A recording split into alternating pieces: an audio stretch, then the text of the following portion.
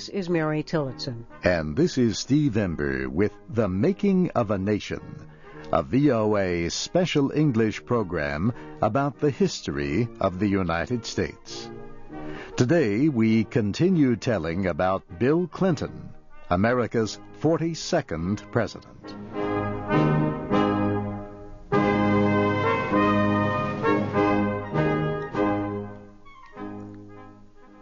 Bill Clinton began his first term as President of the United States in January of 1993. During his terms in office, he appointed more women and minority members to serve in government than any earlier president. Mr. Clinton became the first Democratic president in 25 years to name associate justices to the United States Supreme Court. He chose Ruth Bader Ginsburg and Stephen Breyer to serve on America's highest court. Ms. Ginsburg was only the second woman named to the court. Members of President Clinton's own Democratic Party controlled Congress for the first 2 years of his presidency. Still, Congress failed to consider a major administration proposal. The plan was meant to reform the health care system to provide health care for all Americans. Bill Clinton had promised during his presidential campaign to help more Americans receive health care. A committee, led by his wife, Hillary Rodham Clinton, proposed the new administration plan. But Congress did not act on the proposal. Lawmakers decided it was too costly and too difficult to administer. Congress did pass some Clinton legislation during his first term. For example, legislators enacted his proposal to fight crime. This measure included a crime prevention program and increased law enforcement. It also provided money for building more prisons. Lawmakers also passed Mr. Clinton's budgets for 1993 and 1994. The budgets reduced federal spending. President Clinton's relations with Congress became more difficult after the 1994 midterm elections. Voters throughout the country elected the first majority Republican Congress in 40 years. Republicans controlled both the Senate and the House of Representatives. The Republican-led Congress passed measures to reform social welfare in America. Mr. Clinton also wanted to reform America's aid system. But he stopped Congress from cutting what he believed was too much money for some programs. These included help for education, poor people, and old people needing medical care. The economy had slowed to recession level during the administration of President George Bush. Under Mr. Clinton, the economy grew slowly at first. Then it recovered more quickly. Business earnings grew. New jobs were created. The economic crisis was ended.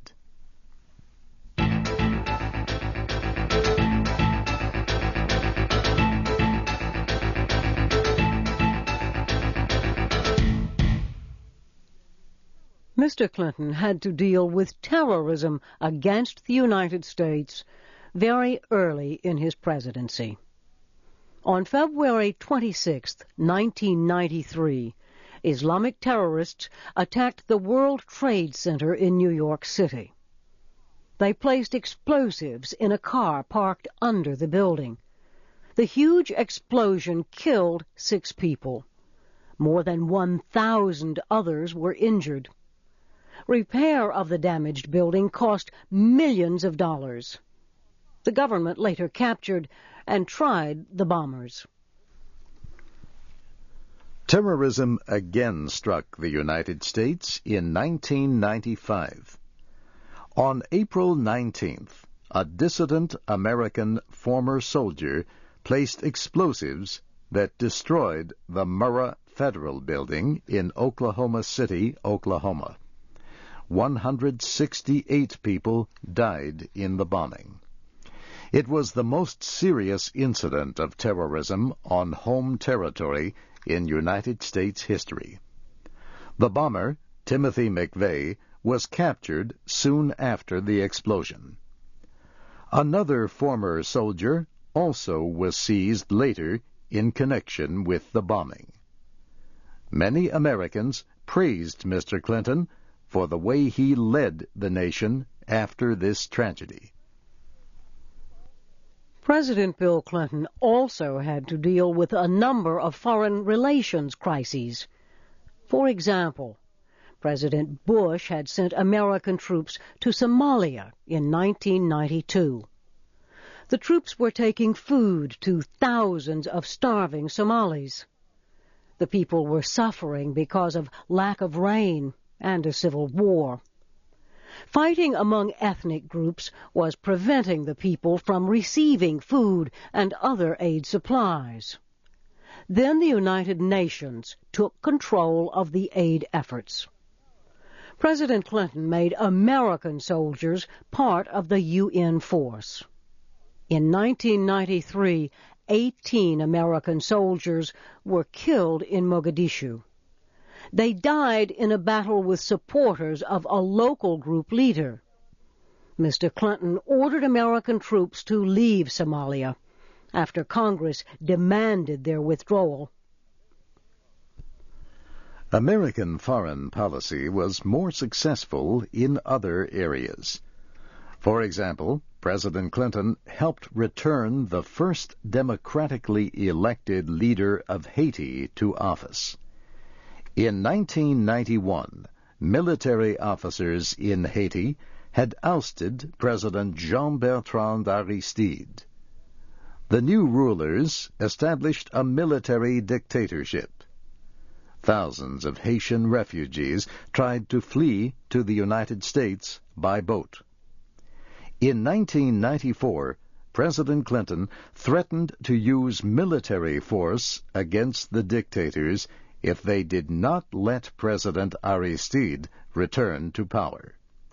The dictators surrendered power.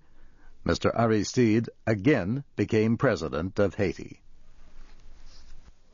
Some of Mr. Clinton's most important foreign policy decisions involved the conflict in Bosnia-Herzegovina, formerly a Republic of Yugoslavia. A civil war began in Bosnia-Herzegovina in 1992.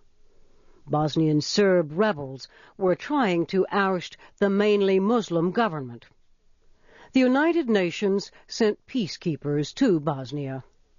Mr. Clinton ordered the United States Air Force to aid Bosnian Muslims under attack and try to stop Serb aggression. In late 1995, Mr. Clinton helped organize a meeting of the warring sides in the Bosnian Civil War. They signed a peace plan that included a ceasefire. The plan called for NATO troops to help guard the ceasefire. The President sent American troops to aid in this effort. Mr. Clinton gained one of the major foreign policy goals of his first administration in November of 1993. Congress approved NAFTA, the North American Free Trade Agreement. The agreement called for ending most import taxes among the United States, Canada, and Mexico. This was to be done over the next 15 years. The agreement also called for ending restrictions on the flow of goods, services, and investment among the three countries. President Clinton had another trade policy success the following year. Congress expanded GATT, the General Agreement on Tariffs and Trade. The expansion permitted cuts in import taxes on thousands of products. They included electronics, wood products, and metals.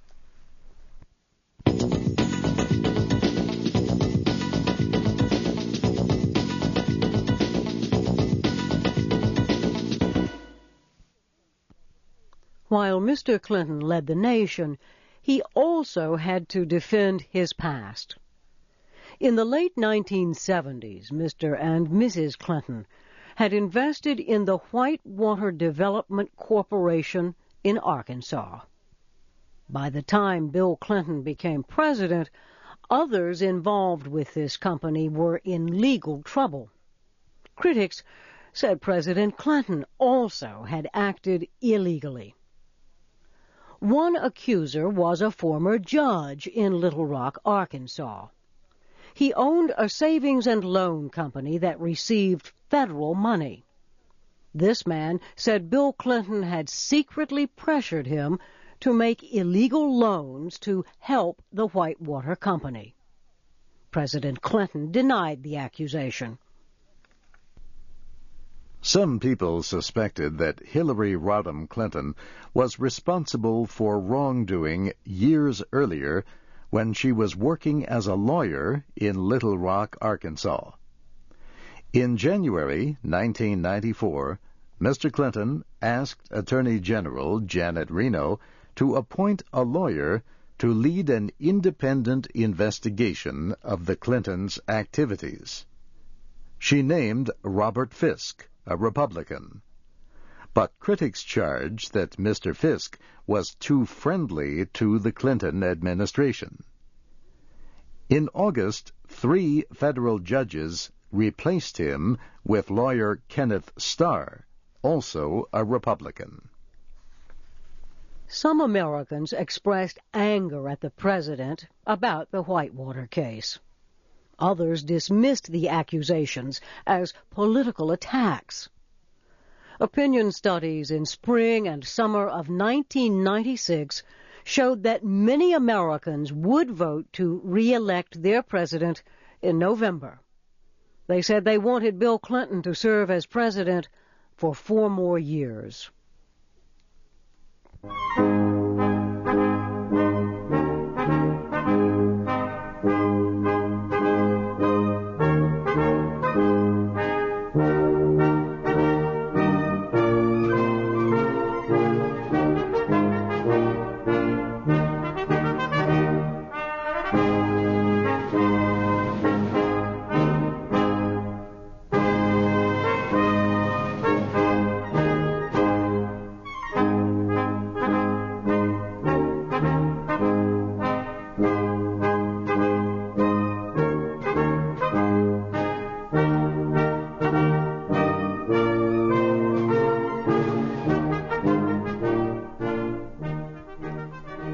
This program of The Making of a Nation was written by Geraldine Watson and produced by George Groh.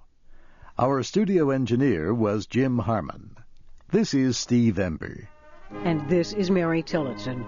Join us again next week for another VOA special English program about the history of the United States.